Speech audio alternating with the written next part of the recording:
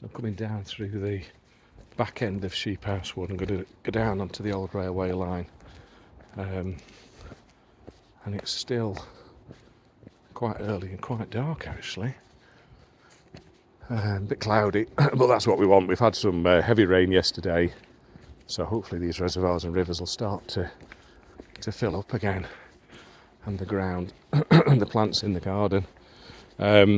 This is one thing I'm really getting my head around at the moment, is perpetual planting and working out in a temperate climate like England, northern England as well, South Yorkshire here, so temperate sort of climate, as to how I can constantly keep things growing. Some things are dormant, obviously the fruit trees are going to start to become dormant soon. A lot of the perennial fruits will as well, but I don't want to just rely on that period when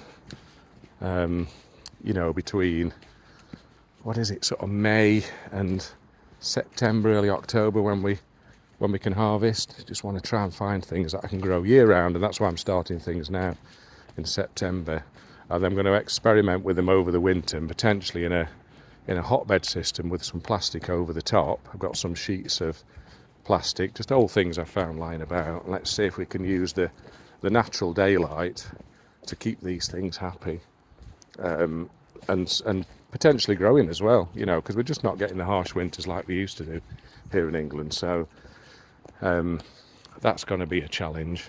And what I'm going to try and do as well is try and use the hotbed system of manure. You can hear the jays in the background there. The hotbed system of manure, rotted, not well rotted manure, early rotted, quite new, fresh manure, rotting down with a bed of compost on the top of it, covered over in a bed itself, in a box basically, with a plastic lid on. That's the general idea of a hotbed over the winter, and then let those seedlings that I grow now, let them have some heat as well from that system.